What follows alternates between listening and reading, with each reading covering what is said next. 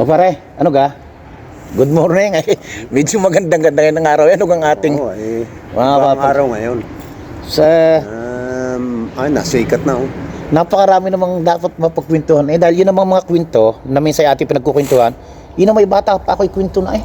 Sadya namang narinig na, eh. Oo, yun na may narana, yun lang iba, ang kalay ating katakatalaan. Hindi ko naman alam naman nila yun. Pinagdaanan din nila yun. Ay, nagbasa ka ng comment? Oo, pare may request nga pala. Ano? May Nasaan? request diyan na kailangan daw na may tula. Ay, pagbigay. At meron yan.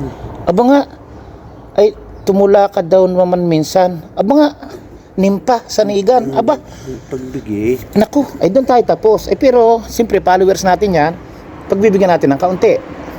At bago na ulit kita magkwentuhan sa Lunes, tutula muna kita ng kaunti. Pero, kaunti lang dahil wala naman akong prepare matula. Pareho, ako hindi magaling tumula. Request ho ng followers, kailangan pagbibigyan dahil mahal natin ang mga followers. Yan. Babati po muna kami nitong aking paring lagkit. Sa lahat pong mababait na supporters at followers. Binungkal sa aking isip, sa puso ko'y inihasik. Ang banggitin ang salamat sa inyo po'y ihahatid. Pwede. Ganda. Ay dahil nga may followers, siya'y aking pagbibigyan. Kahit ako'y hindi maalam, tutula ng katamtaman. Para pag siya ay nanood, ay kanya ring mapakinggan na yung kanyang kahilingan, taos-pusong pinagbigyan. Ingat po tayo lahat sa mang sulok ng daigdig, lalo na ang kababayang nang duroon sa Middle East. Sana po ay matapos na yang girang anong bagsik para kayo'y matiwasay ang puso ninyo't isip.